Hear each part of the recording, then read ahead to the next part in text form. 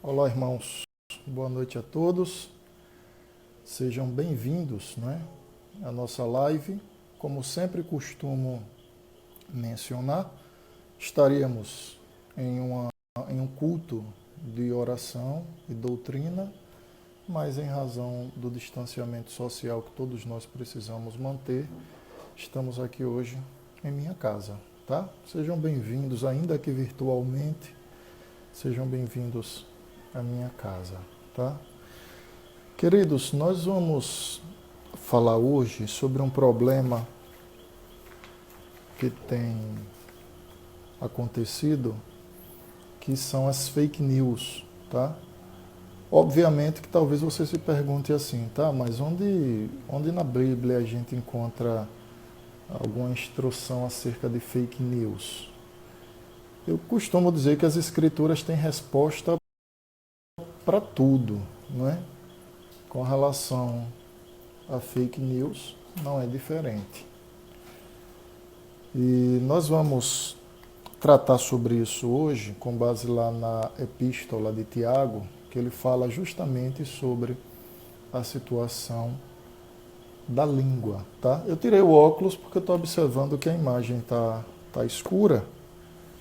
Então, para tentar minimizar esse déficit, eu farei sem óculos, tá bom?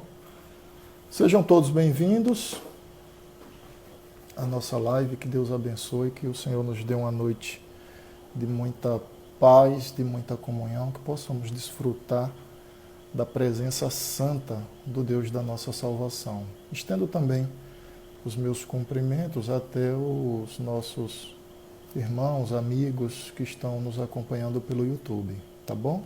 Que Deus também o abençoe. Vamos orar, vamos suplicar a Deus que Ele nos acompanhe, nos santifique, nos fortaleça. Temos apenas uma hora e dentro dessa hora a gente precisa fazer tudo que devemos fazer. Feche seus olhos, baixe sua cabeça, falemos com Deus. Senhor nosso Deus e Pai, nós nessa noite nos reunimos não em nome de homens, mas em nome de Cristo Jesus, o nosso Senhor e Salvador, para bendizê-lo, para adorá-lo, para reconhecer a tua grandeza, ainda que em nossa mente limitada não comporte todo o conhecimento acerca de Deus.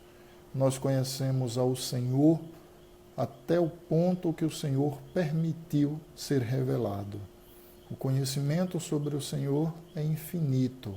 Nós nos submetemos a essa verdade e amamos o Senhor através das Sagradas Escrituras, do conhecimento que ela nos traz, pois ela é a tua verdade santa que ilumina as nossas almas, a nossa mente e o nosso coração e nos faz, Senhor, conhecê-lo, amá-lo e servi-lo para a tua glória, em nome de Jesus. Amém.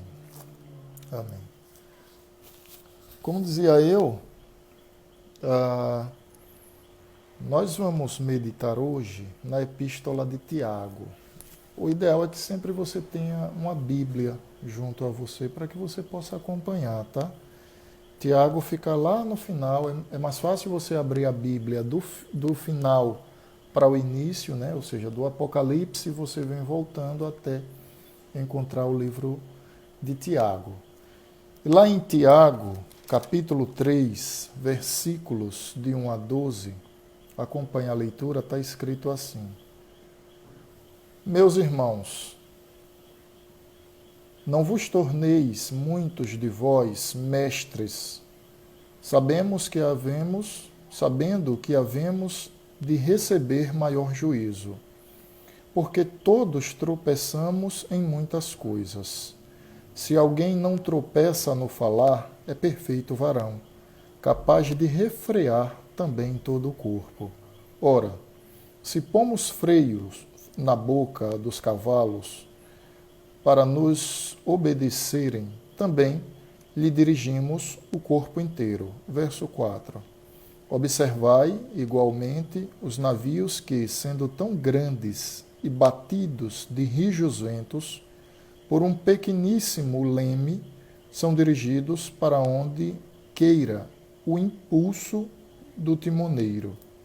Assim também a língua, pequeno órgão que se gaba de grandes coisas. Vede como uma fagulha põe em brasas tão grande selva. Ora, a língua é fogo, é mundo de iniquidade. A língua está situada entre os membros de nosso corpo e contamina o corpo inteiro. E não só põe em chama toda a carreira da existência humana, como também é posta da mesma em chamas pelo inferno. Vou pedir licença aqui só para pôr meu óculos, tá? Verso de número 8, 6. Ora, a língua é fogo, imundo de iniquidade. A língua está situada entre os membros de nosso corpo e contamina o corpo inteiro, e não só põe em chamas toda a carreira da existência humana, como também é posta ela mesma em chamas pelo inferno. Pois toda espécie de feras, de aves, de répteis e de seres marinhos se doma e tem sido domada pelo gênero humano. Verso 8. A língua, porém, nenhum dos homens é capaz de domar. É mal incontido, carregada de veneno mortífero. Com ela, verso 9, bendizemos ao Senhor e Pai. Também com ela amaldiçoamos os homens, feitos à semelhança de Deus. De uma só boca procede bênção e maldição. Meus irmãos, não é conveniente que estas coisas sejam assim. Acaso pode a fonte jorrar do mesmo lugar o que é doce e o que é amargo? Acaso, meus irmãos, pode a figueira produzir azeitonas ou a videira figos? Tampouco, fonte de água salgada pode dar água doce. Amém? Eu vou retirar o óculos agora, por conta da iluminação, não é? Para que a gente não perca esse contato visual. Mas eu dizia no início que essa pandemia tem causado uma enxurrada de fake news. É impressionante como as notícias não são suficientes. E isso se dá em decorrência justamente do número maciço que há de inverdades que são mencionadas. Não basta apenas você receber uma notícia no seu telefone celular, no seu computador, uma notícia televisiva. É necessário investigar para ver se essa notícia não se trata de uma inverdade, não se trata de uma calúnia. E isso, a bem da verdade, não tem se estendido apenas no que tange a pandemia. Isso se estende na política, se estende no esporte. Muitas vezes é noticiado morte de pessoas, essas pessoas estando vivas. Então, que esse é um mal que permeia toda a humanidade e que não nasceu ontem, isso é fato. Esse é um mal que desde o início, desde os primórdios, lamentavelmente existe. O controle da língua, ou a falta de controle da língua, nada mais é que produto do pecado. A calúnia é produto do pecado, a fake news é produto do pecado, porque ela traz inúmeros prejuízos à vida do homem, podendo levar o homem a fazer inclusive aquilo que é mortal. A exemplo de algumas receitas que se tem surgido aí como a evidência de cura para a pandemia, melhor dizendo, para o coronavírus.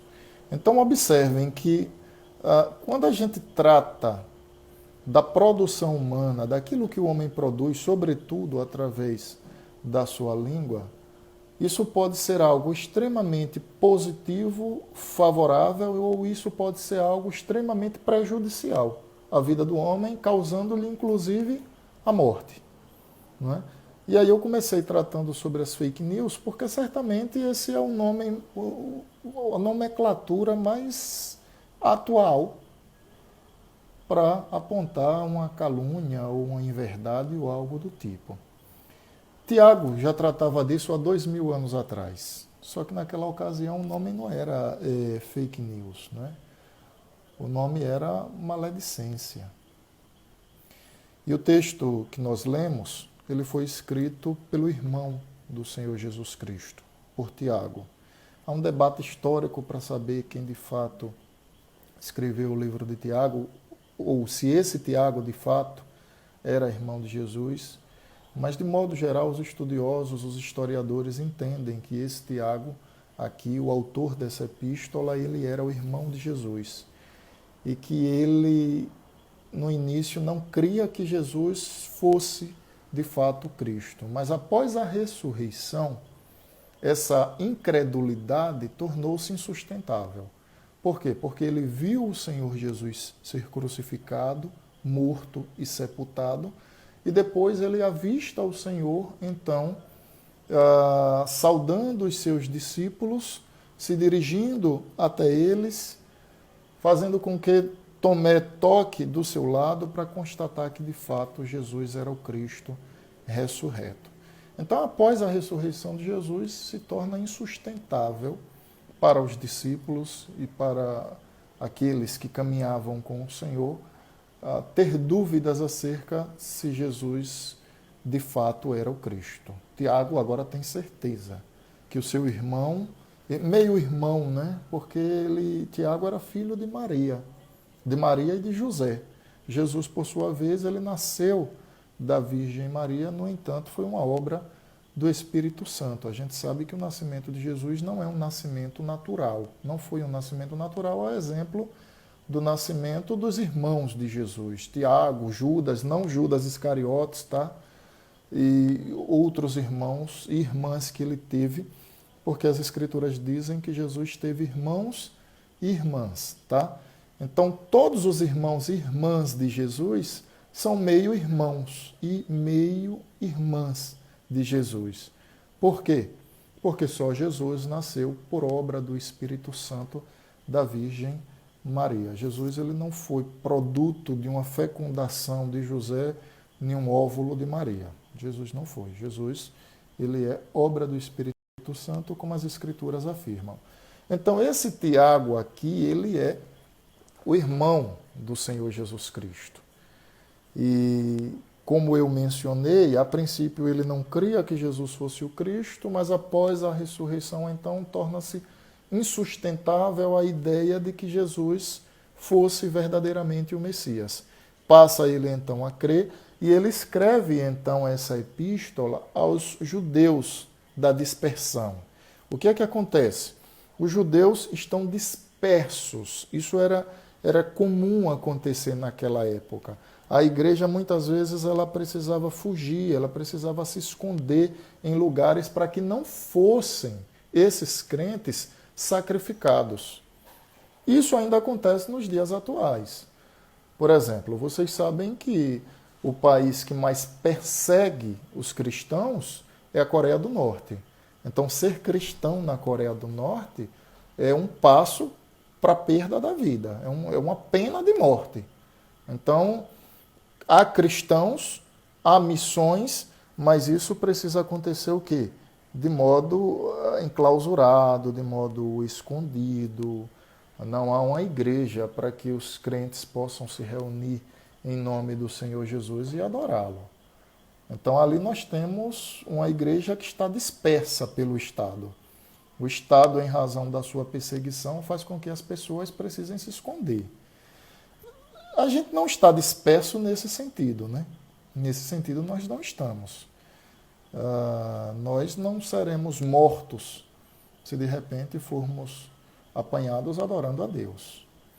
Nós estamos dispersos no sentido de que cada um precisa estar na sua casa, por uma razão justa, que é tentar diminuir essa curva aí da pandemia, e isso faz com que cada um fique enclausurado, fique em sua própria casa. O contexto de Tiago é esse. Ele escreve para 12 tribos de Israel. A carta é escrita para judeus que estão dispersos, né? Na dispersão dos judeus. E Tiago, amados, como eu costumo dizer, na minha opinião, isso é uma opinião pessoal, na minha opinião, depois de Jesus Cristo, o melhor pregador foi Tiago. Mas isso é uma opinião pessoal, a Bíblia não diz isso. Por que eu afirmo isso? Porque ele é extremamente pontual naquilo que ele quer dizer. Então, ao passo que ele expõe a sã doutrina, ele aplica.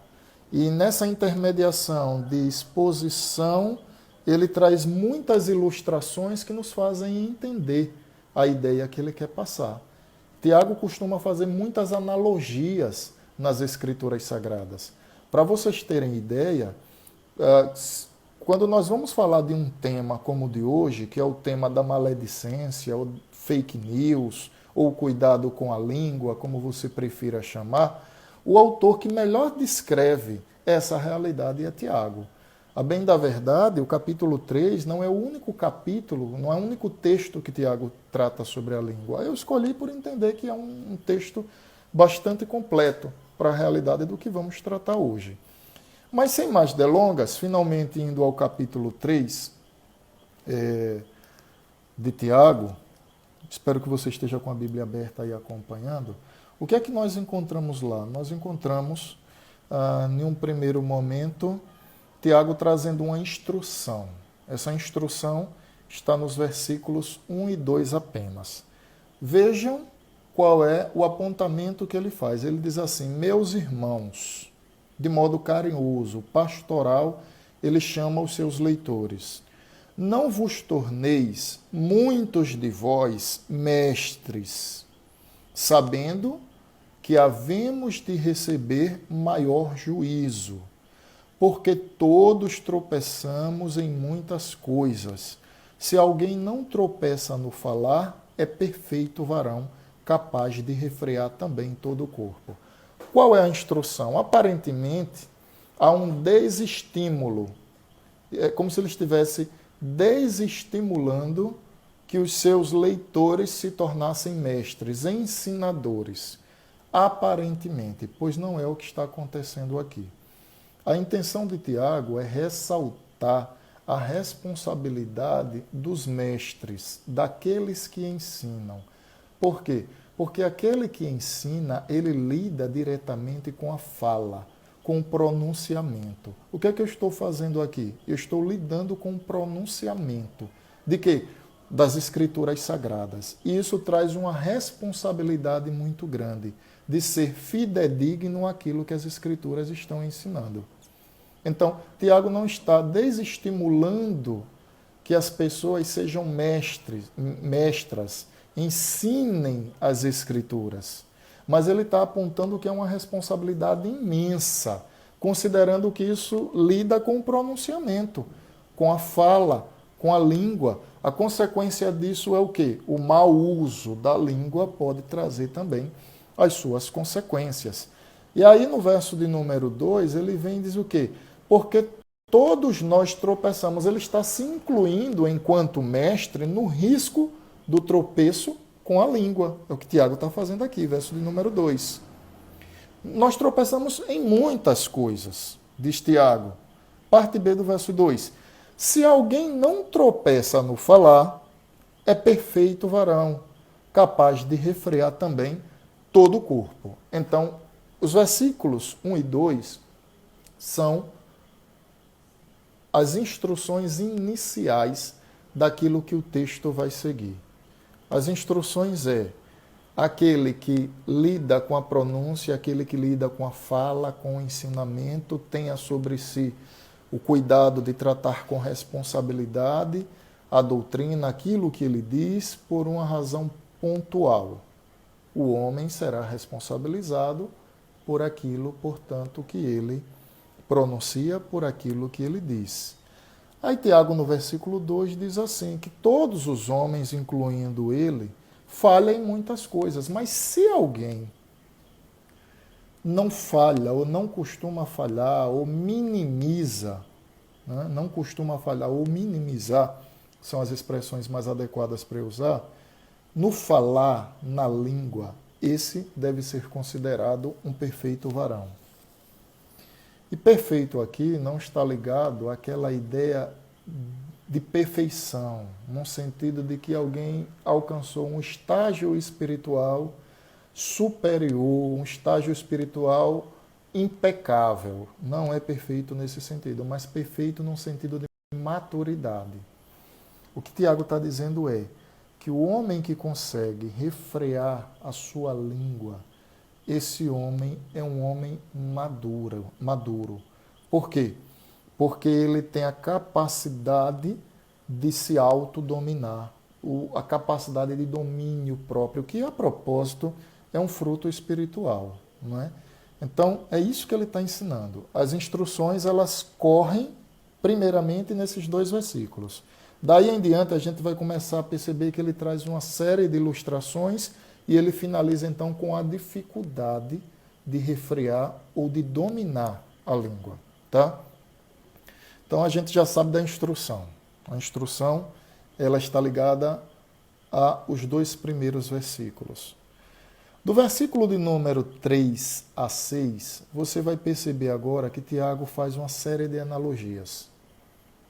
E aí eu começo a considerá-lo, de fato, um pregador ou um escritor extremamente oportuno, pontual, um autor que consegue, de modo claro, falar aquilo que ele precisa dizer. Inspirado pelo Espírito Santo, naturalmente, como também os demais, tá? Mas eu tenho uma preferência muito grande por ler Tiago por conta disso que eu já tenho dito. Vamos lá, então. Segundo momento, versículos de 3 a 6. Observem agora como ele vai, de modo análogo, fazer algumas analogias para ilustrar aquilo que ele disse acima. Primeira analogia, verso de número 3. Ora, se pomos freio na boca dos cavalos para nos obedecerem, também lhes dirigimos o corpo inteiro. Essa é a primeira analogia. Tiago acabou de dizer que o homem que refreia a sua língua, ele é capaz, portanto, de quê? De se guardar de tropeço. Ele é capaz de refrear também todo o seu corpo. Ele disse isso no verso 2. Aí a primeira analogia no verso 3, ele diz, ora, se nós pomos freios na boca do cavalo e conseguimos dominar o seu corpo, qual é a direção que o cavalo toma? A direção que aquele que está montando faz com que as rédeas se movimentem. Então, nós temos algo na boca do cavalo, verso de número 3, que aqui ele vai chamar de freio, eu não sei o nome adequado, tá? Se é focinheira, não sei o nome adequado, se eu estiver falando errado, desconsiderem. Mas aqui Tiago chama de freio, e com esse freio que o homem põe na boca do cavalo, ele tem condição, então, de dominar todo o corpo do cavalo. Essa é a primeira analogia.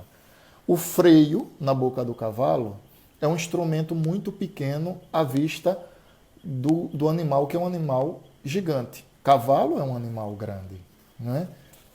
A língua é um órgão tão pequeno, capaz de refrear todo o corpo do homem, tá? Primeira analogia. Segunda analogia, verso de número 4. Observem o que ele diz.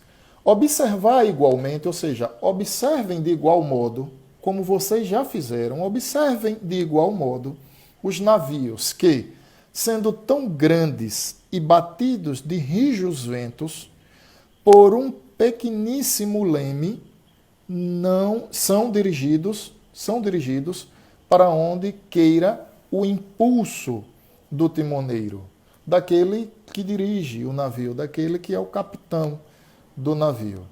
Então a gente já começa a perceber, o navio ele é imenso, mas ele é dirigido pelo quê? Ele é dirigido pelo leme.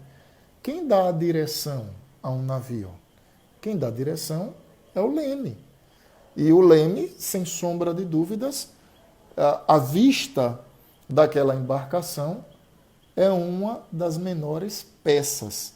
Então você tem um leme, que é uma peça pequena que faz a curvatura, dá a direção para o navio, e você tem todo o corpo daquela embarcação se dirigindo segundo a vontade de quem? A vontade daquele que o dirige, a vontade do timoneiro, que está dependendo de quê? De um recurso chamado leme.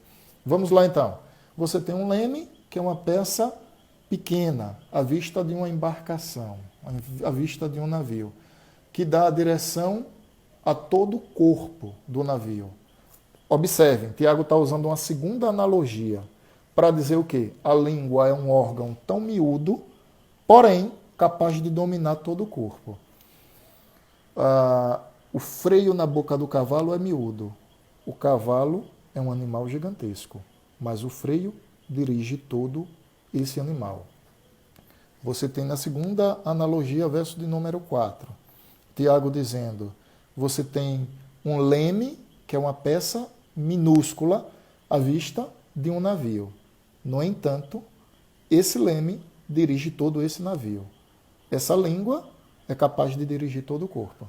Vamos lá então, verso de número 3, a gente tem a terceira analogia feita por Tiago, que eu vou chamar de sermão, tá? Mas aqui não foi pregado, ele escreveu, mas entendam, por favor, verso de número 5, ele diz assim, assim também, a língua é pequeno órgão, se gaba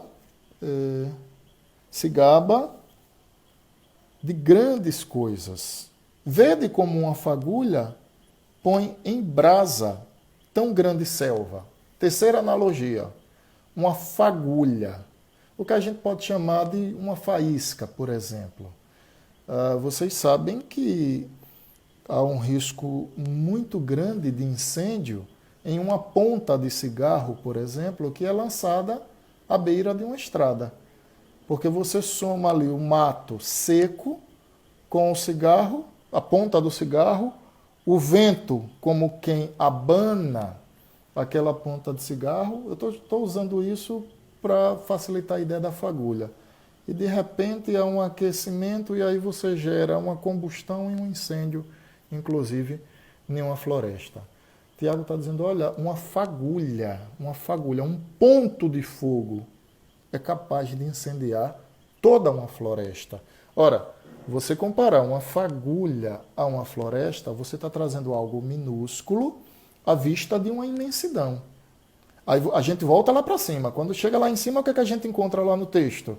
A língua, órgão pequeno, capaz de dominar, portanto, todo o corpo. Estão entendendo porque Tiago é muito bom na sua fala? É uma bênção ler Tiago. Aliás, é uma bênção ler as escrituras todas. Mas ler Tiago se torna muito fácil de compreensão porque o texto ele é muito autoexplicativo, né? Não precisa ser um teólogo para entender o que Tiago quer afirmar. É extremamente habilidoso. O verso de número 6. Ora, a língua é fogo, diz Tiago. A língua é fogo. É mundo de iniquidade, ou seja, ela produz muito pecado. A língua produz muito pecado. A língua está situada entre os membros de nosso corpo. Verso 6, parte B. E contamina o corpo inteiro. E não só põe em chamas toda a carreira da existência humana, como também é posta ela mesma em chamas pelo inferno.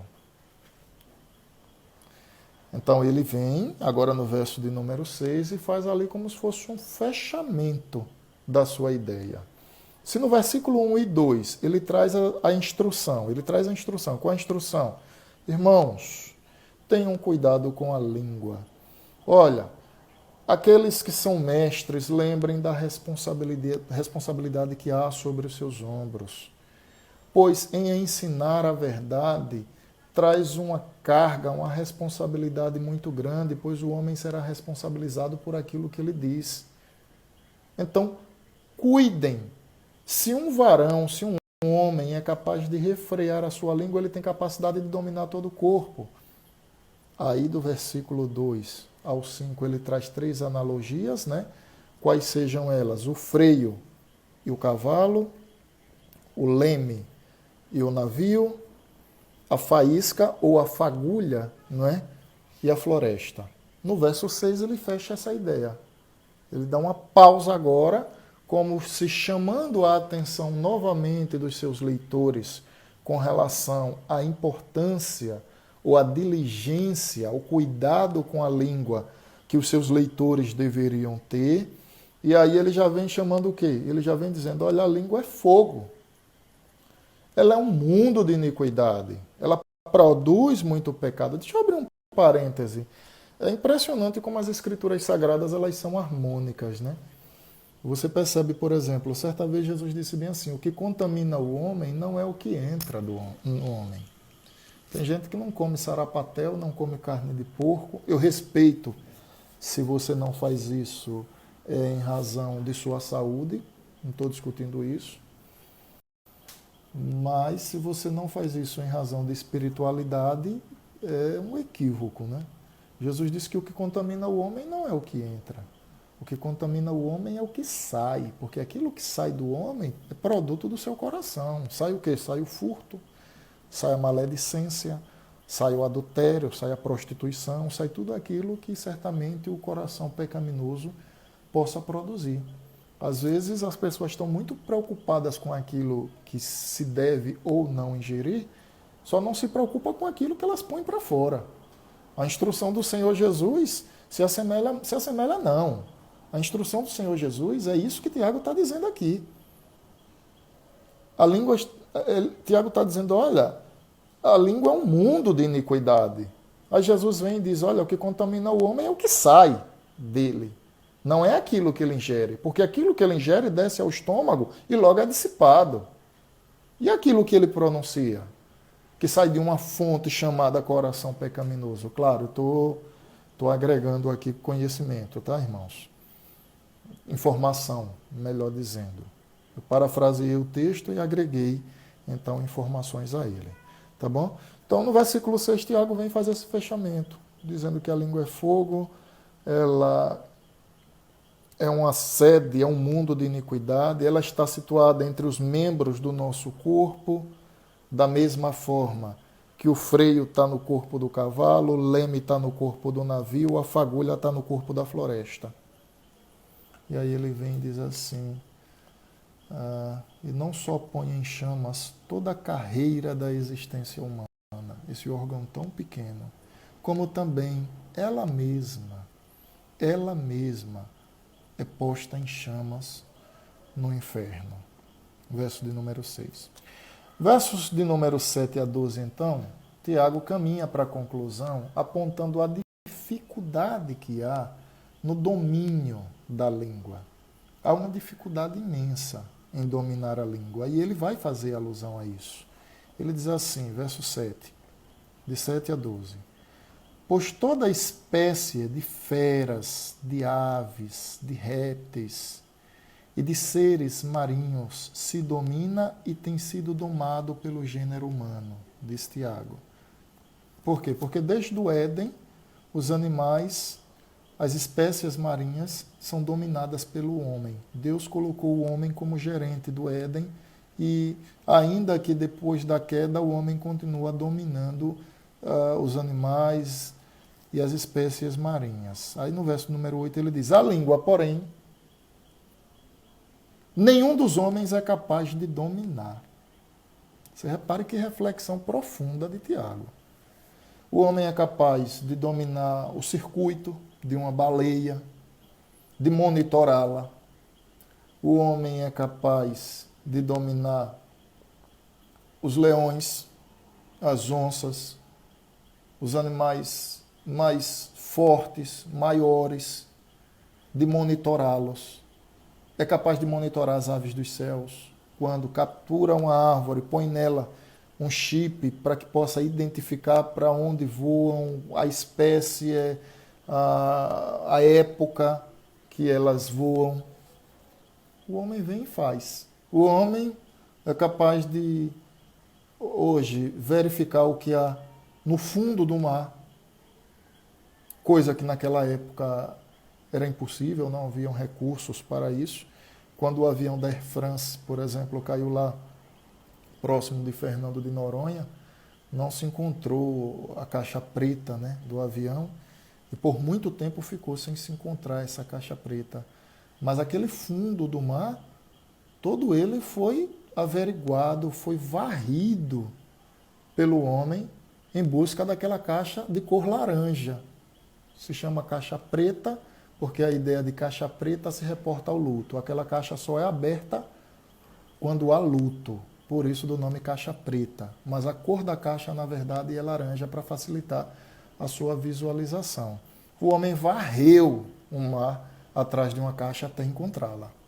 Você repare que capacidade que há no homem para o domínio daquilo que Deus colocou sob a sua tutela para que ele pudesse gerenciar.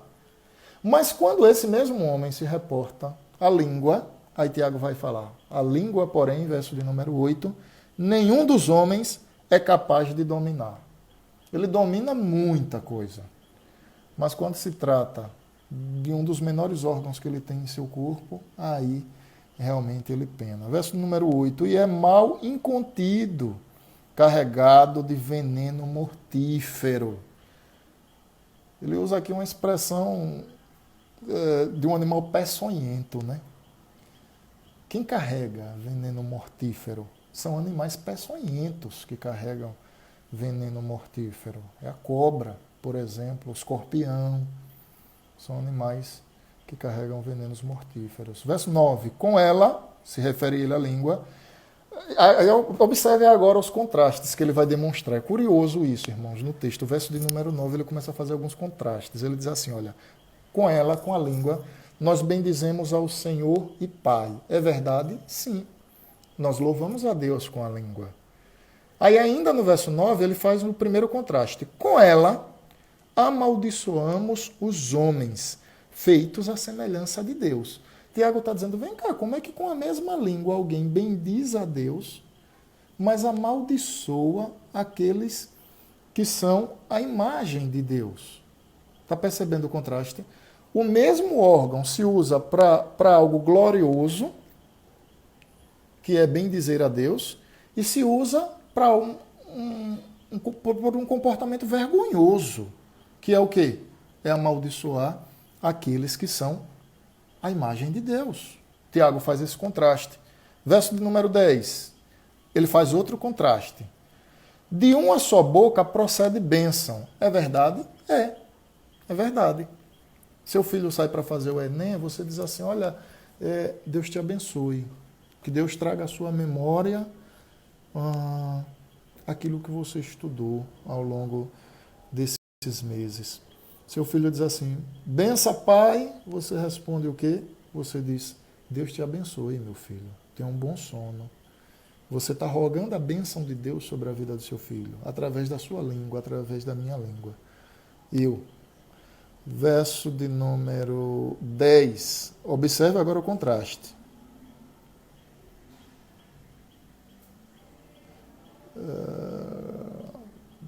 De uma só boca procedem bênção e maldição. Meus irmãos, não é conveniente que estas coisas sejam assim.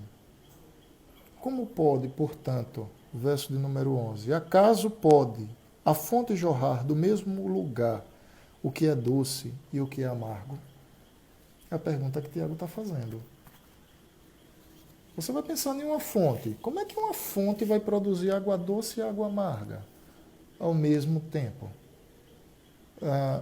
De modo geral, a gente sabe que uma fonte de água doce não produz água amarga, ou vice-versa. Mas, curiosamente, quando se trata da língua, nós estamos tratando de uma fonte que produz o que é doce, como a bênção, e o que é amargo, como a maldição. Tiago está dizendo isso. E aí, no verso de número 12, ele caminha para o final e diz bem assim, acaso, meus irmãos, pode a figueira produzir, agora quarto contraste, pode a figueira produzir azeitonas e a videira figos? Qual é a resposta? Essa é uma pergunta retórica. Claro que não. O que é que produz figos? E o que é que produz azeitonas? Logo a resposta é: não pode a figueira produzir azeitonas. A figueira vai produzir figos. No verso de número 12, e não pode a videira produzir figos. Por quê? Porque ela vai produzir azeitonas. O produto da oliveira, né? Aí ele conclui: tampouco fonte de água salgada pode dar água doce. Então Tiago realmente ele é extremamente didático, inspirado pelo Espírito Santo, mas essa é uma característica, né? Essa didática, essa capacidade de ilustrar bem a sua mensagem é algo que de fato nos chama a atenção e facilita muito o ensino, tá? Eu vou aproveitar uma pausa para lhe dar um conselho pastoral. Se você pensa assim: pastor, nessa quarentena eu queria 2 livros, eu sei que toda a escritura é inspirada por Deus, toda ela vai me santificar, mas eu queria 2 livros assim para amadurecer muito como pessoa. Os 2 que eu te recomendo são Provérbios e Tiago. Leia esses 2 livros que você vai ver que você vai crescer muito. Pois bem, vamos agora trazer para a nossa realidade, para os nossos dias, tudo isso que foi dito na explicação do texto. E a primeira coisa que eu quero dizer, amados, nessa live, é que o homem que luta para frear a língua, para não falar aquilo que não deve, aquilo que ele tem o desejo de dizer, porque nem tudo que a gente pensa a gente deve dizer, esse homem é um homem maduro. A maturidade espiritual, ela traz como evidência a capacidade do domínio da língua. Ora, se o domínio próprio ele é um fruto espiritual, um fruto que na verdade ele é um produto do amor, né? Se o domínio próprio ele é um produto do amor, ele é um fruto espiritual. O domínio da língua, ele é evidência de maturidade espiritual. Se você pensar em termos práticos, em um irmão da sua igreja, um irmão que você considere piedoso, temente a Deus, sincero, razoável, cristão, você vai chegar à seguinte conclusão: esse irmão não fala o que não deve ser falado. Ele é cuidadoso com o que ele diz. Ele usa da sabedoria espiritual para se pronunciar. Porque, de fato, e Tiago disse isso no verso de número 2, quando Tiago diz assim: porque todos tropeçamos em muitas coisas. Se alguém não tropeça no falar, é perfeito varão. Não a ideia de perfeição, como eu disse no início, mas uma ideia de maturidade espiritual. Ele é um perfeito varão. Ele é cuidadoso, ele demonstra maturidade naquilo que ele pronuncia. Então, o domínio da língua, ele demonstra maturidade espiritual. Da mesma forma que aqueles que não dominam a língua, eles estão demonstrando insensatez. O homem que não domina a língua, ele é considerado nas Escrituras como um insensato. Ora, se o sensato é o que domina aquilo que ele vai falar, o insensato é aquele que fala pelos cotovelos. Fala mal e fala o que não deve ser dito. Segunda aplicação que eu quero trazer, irmãos, com base nesse texto de Tiago, é que o domínio da língua, ele também nos traz livramentos. Livramentos de confusão, livramentos de pecados, da prática do pecado. Mas como, pastor? Claro. Eu vou começar falando de termos práticos para depois mostrar que as Escrituras nunca erram no que elas dizem. Em termos práticos, você já viu pessoas que são cuidadosas, zelosas, pessoas que não falam pelos cotovelos, viver se metendo em encrenca. A gente não vê isso. Por quê? Porque elas são ponderadas, elas refletem, elas são cuidadosas. A verdade, ela pode ser dita com respeito. Não significa dizer que por alguém ser ou se considerar ser detentor da verdade, ela deva ser agressiva. Por exemplo, você toma o Evangelho e o que é que o Evangelho faz? Em termos práticos, o Evangelho, ele agride o pecado. O Evangelho denuncia o pecador. O Evangelho diz ao pecador, olha, você é pecador, você precisa se arrepender dos seus pecados, porque senão você vai viver eternamente distante de Deus. Isso não é uma agressão? É.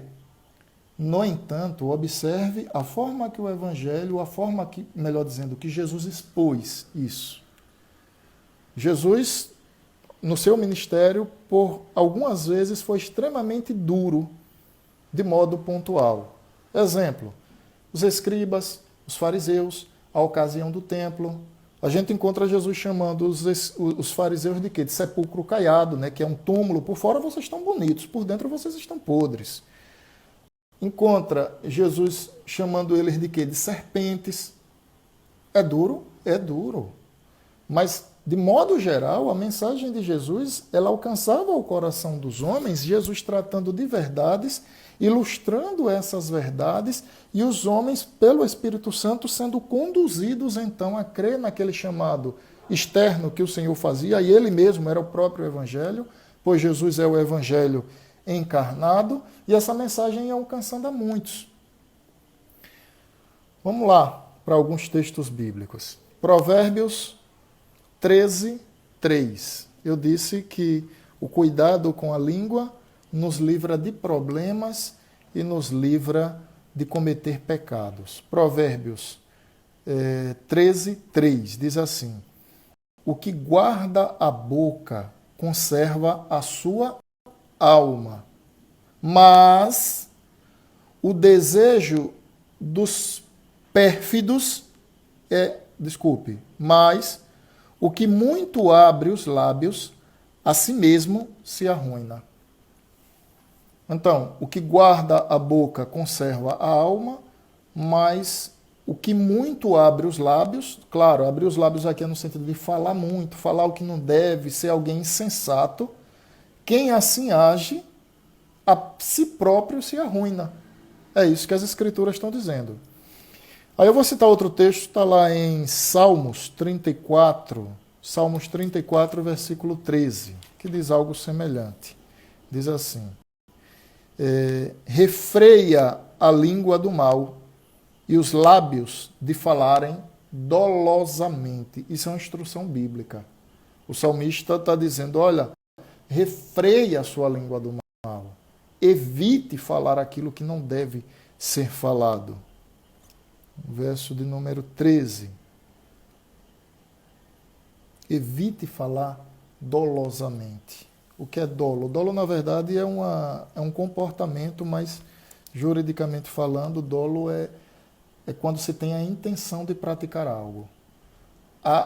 Praticar o mal, tá? Então, ainda que não queira fazer parecer, não queira que as pessoas percebam que teve a intenção de praticar aquele mal, continua sendo dolo. E aí Davi vem e diz, olha, refreia a sua língua, para que você não fale dolosamente, você não seja perverso naquilo que você pronuncia. Conserve a tua alma, Davi está dizendo. Então, de fato, a gente percebe, voltando lá a Tiago capítulo 3, que aquele que refreia a sua língua, ele se livra de problemas. Ele se livra do pecado. Porque quando você chega lá em Tiago disse bem assim, olha,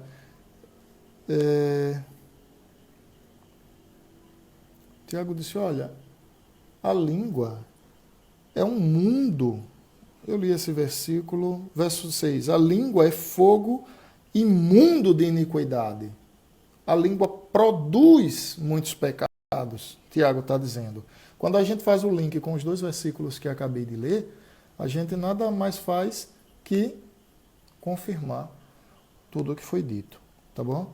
Então, se você quer se livrar de problemas, Se você quer se livrar de pecados, a receita de hoje é: refreie a sua língua, seja cuidadoso, tome cuidado. Salomão disse: cuidado com o que você pensa, pois o que você pensa vai dominar a sua vida. E tem gente que tem uma habilidade, permitam-me a palavra, satânica, para pensar o mal dos outros. Tem gente que tem esse perfil, né? Tudo que os outros fazem é mal. Aquilo que ela mesma faz é bem motivado. Mas se alguém faz algo, ainda que sendo bem motivado, é considerado por aquele algo que foi feito em razão de algum interesse. Lamentavelmente, isso é fruto de um coração humano pecador, como é o coração de todos os homens, tá? E nós, por sermos Igreja de Cristo, não estamos imunes a cometer esses mesmos pecados, esses mesmos erros. Então, a receita aqui é: refreie a sua língua, pois fazendo assim, você vai se livrar de muitos problemas. Você vai conservar a tua alma. Você vai estar livre de muitos pecados. A junção desses 3 versículos que citei, né? Tiago 3, versículo 6, Provérbios 13, verso 3 e Salmos 34, verso de número 13. Mas eu quero trazer ainda uma outra lição que diz o seguinte: aquele que domina a sua língua demonstra prudência, diligência. Provérbios 10, 19. Deixa eu ler aqui para vocês perceberem. Provérbios 10, 19 diz assim: no muito falar não falta transgressões, mas o que modera os lábios é prudente. Disse Salomão, que é considerado o homem mais sábio desse mundo, excetuando Jesus Cristo. Eu sempre digo isso. Então, no muito falar, não se falta, sabe o quê? Transgressão, pecado. Aí o mesmo versículo vem e dá um arremate nisso, demonstrando um comportamento completamente inverso. Provérbios 10, verso 19. Ele diz assim: mas o que modera os lábios, o moderado, o cuidadoso na pronúncia, naquilo que externa, esse é prudente. Então, o domínio da língua, ele também revela prudência por parte daquele que faz. Vejam só, irmãos, até então eu tenho aplicado o texto dizendo que o domínio da língua ele demonstra, com base em Tiago, capítulo 3, versículo 2, maturidade espiritual. O domínio da língua ele nos traz livramentos de problemas e de pecados, com base em Provérbios 13, verso 3 e Salmos 34, versículo 3, Tiago 3, verso de número 6. A terceira aplicação, eu disse que o domínio da língua demonstra prudência, diligência, cuidado.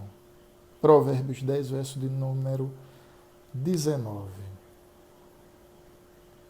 Mas eu queria aproveitar essa ocasião, acho que nós ainda temos aí 6 minutos, para dizer o seguinte: os filhos de Deus, a Igreja de Cristo, ela caminha em sentido contrário a esse mundo. Se você fizer uma análise, o comportamento natural das pessoas, ou seja, a regra é a seguinte: a regra é: todo mundo fala mal de todo mundo. As pessoas têm uma concepção que é natural falar mal. Observe se não é assim. Por que existe fofoca? Por que existe calúnia e maledicência? Porque a concepção das pessoas é que o comportamento natural é o comportamento do falar do outro. Então fala do vizinho, fala do marido, fala da mãe, fala do pai. Esse é o comportamento natural. As pessoas têm essa concepção. Só que, óbvio, eu estou me referindo ao mundo, a essa filosofia mundana. Qual seria, então, a exceção? Nesse contexto que eu acabei de citar. A exceção seriam as pessoas que entendem que devem evitar essa conduta. Então, a regra é o falar todos de todos, a exceção é evitar falar das pessoas. Quando eu me refiro que a Igreja de Cristo, ela nada contra a maré, ela tem uma prática inversa à prática desse mundo, o que eu estou dizendo é, na igreja, as pessoas precisam ter a seguinte concepção: a regra é, eu não falo mal de ninguém. Eu não vou maldizer ou amaldiçoar as pessoas. Quando a exceção seria daquele infrator, daquele sem cuidado, deveria ser, eu falo. E infelizmente, muitas vezes esse comportamento mundano, ele tem invadido as igrejas. Às vezes as pessoas acham que é natural esse comportamento. Elas acham comum falar mal umas das outras. E aí, essas mesmas pessoas chegam hoje e se queixam de quê? Fake news. Sabe o que é que eu quero dizer? O homem tem se tornado refém do seu próprio comportamento. A realidade do fake news hoje, que tem prejudicado a minha, a sua vida, a vida de muitos, é a realidade de tornar o homem refém da sua própria conduta. Pessoas morrem, pessoas são enganadas, pessoas são levadas para lugares estranhos, caminhos tortuosos, por conta, muitas vezes, de inverdades, que inclusive, às vezes, é pregada até na igreja, quando não se prega a mensagem com fidelidade. Quando o pregador diz aquilo que ele quer e não aquilo que a Bíblia ensina. Fake news. Tá? Então, a gente precisa ter essa ideia. A igreja, ela nada contra a maré. Se para o seu vizinho, se para a sua família, se para o mundo é natural falar mal das pessoas, e a exceção seria não falar, para a Igreja de Cristo é o contrário. Para a Igreja de Cristo deve ser o natural é não falar mal. O natural é refrear a língua, é tratar com respeito aquele que foi feito à imagem de Deus. O natural é bendizer a Deus e abençoar o irmão. O natural é louvar a Deus e cuidar do necessitado. E a exceção, pastor, qual seria? A exceção seria aquele que, por falta de diligência, transgride essa verdade. E aí, portanto, ele precisa ser chamado à ordem. Quando não se tem o que falar de alguém de bom, que não se fale nada de mal. Essa é uma lição que a gente precisa ter, irmãos. Ainda que você não goste de alguém, que já é um erro, tá? A Bíblia ensina que nós devemos amar. Se nada de bom você tiver de falar daquela pessoa, também não crie o mal contra ela. Seja honesto. Se não consigo, pelo menos com o que a Bíblia ensina, porque é essa a verdade do Evangelho. Amém, amados? Amém. Vamos orar que o tempo está se encerrando. Pai, aplica a Tua palavra ao nosso coração. Nos santifica nessa verdade santa, para a Tua glória, em nome de Jesus. Amém. Amém, amados. Vamos lá, os abraços. Marcele, Melanie, Florinha, Deus abençoe a vocês, irmãs. Adenilda, Deus abençoe. Eu vi também Juliana, Rosivalda. Me ajuda aí, filha. Joabe, Juninho, Juan, Pablo, Zaú, Augusto, Deus abençoe. O tempo está se encerrando. Cauã, um abraço a todos.